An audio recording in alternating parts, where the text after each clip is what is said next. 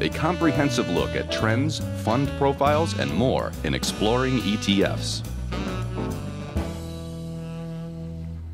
Bitcoin ETFs, they don't really exist yet, but can they be far behind?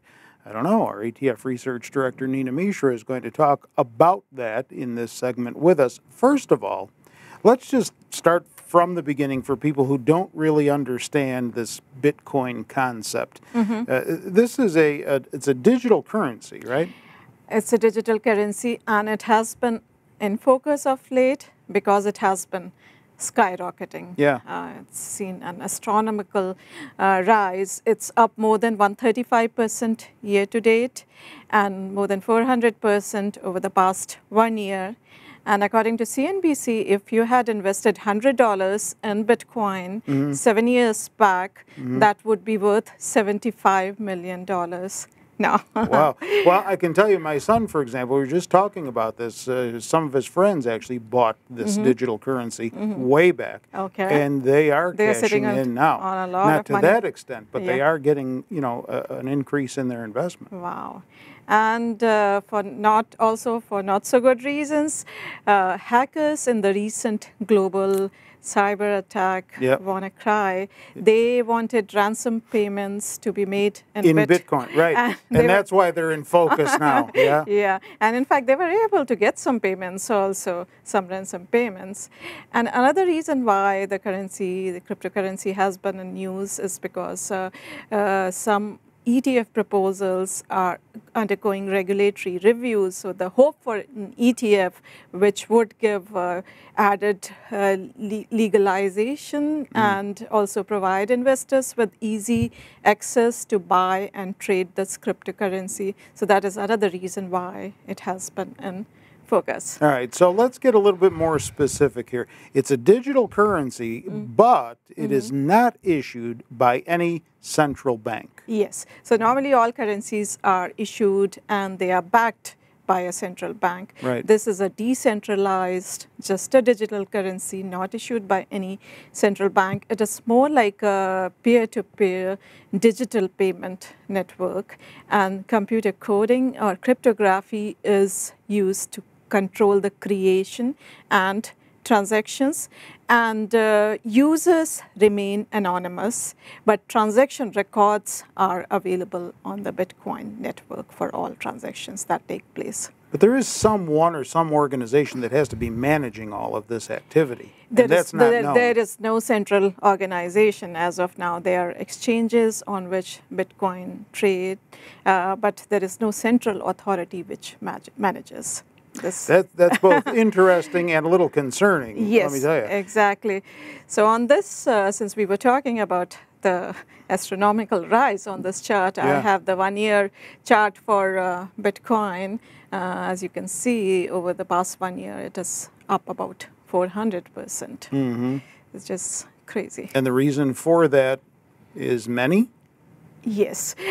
So it is, Bitcoin has a limited supply. According to The Economist, there are about 16.3 million Bitcoins, and only 1,800 new ones are minted every day. So supply is controlled, whereas the demand for Bitcoin has been rising because some investors see this as a safe haven asset, and they also see it as a portfolio diversifier because it is not correlated with any other asset class. So the demand is going up with the rising, political and economic uncertainty around the world. Then in April this year, Japanese regulators issued some new rules for Bitcoin. So that kind of legalized the cryptocurrency for payments in Japan. That is why the use of Bitcoin in Japan has been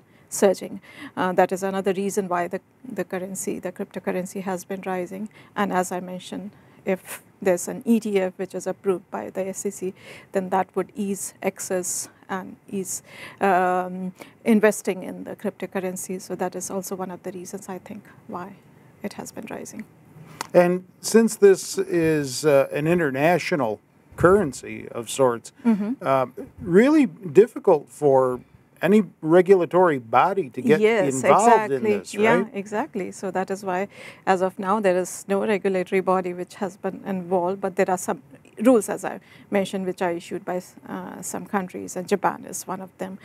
Japan and South Korea are among the largest users of Bitcoin in the world. And like with everything else, there are risks. There are a lot of risks involved. Of course, if it is not backed or it is not regulated, it's a big risk. Then Bitcoin is extremely volatile. Last week itself, on Thursday, it fell by almost 20%. Even then, it is up more than 135% year to date. And it usually goes through these boom-bust cycles. So if you decide to invest in Bitcoin, you should be prepared for some wild swings. And basically, there is no way to value this. So you don't know if you're paying fair value or not. Yeah, so you don't know whether this is the top or it can go up further. So that is why it is very risky. It can just plunge for any reason one fine day. So investors should be prepared for anything. Really? So this is pure risk. It is a lot of speculation and risk also.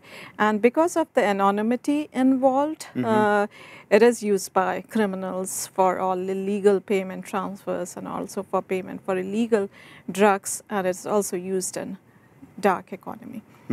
And because it has been soaring, so obviously, and it's a digital currency, it has been frequently targeted by hackers. There have been many instances of stealing of Bitcoin from the exchanges. I can see where this is really difficult to get your head around, because it's not like a bank transaction where you go to the bank of Bitcoin to do your transaction. Right. So in spite of everything that we just talked about, risks included, investors are still clamoring for an ETF that has exposure to Bitcoins. Yeah, it's an important financial innovation, and because it has been soaring, and countries like Japan have granted some sort of legitimacy to the cryptocurrency, so interest has been surging and people want to invest in this cryptocurrency. So that is why there have been 3 proposals for Bitcoin ETFs so far. The one which was the best known was by the Winklevoss twins, their Bitcoin trust. That proposal was with the SEC for more than 3 years, and many changes were made. And ultimately in March, the SEC rejected the proposal, but they are again reviewing their decision on that ETF. So it may or may not be approved.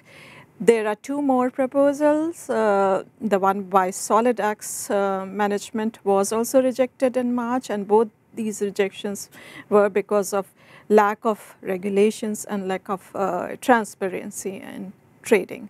There's another one by Grayscale Investments. That proposal is being reviewed as of now by SEC, and a decision is expected by September this year. Still more questions than there are answers. There are, yes. And we'll just have to wait and see how this all unfolds. Yes, sure. No need to ask you if you invest in any of these because they don't exist yet. But we appreciate you digging into it for us. And don't forget, you can find more ETF information on our website in the ETF section of Zacks.com. All you need to do to get there is use the Funds tab in the top toolbar of the homepage. With Nina, I'm Terry Ruffalo.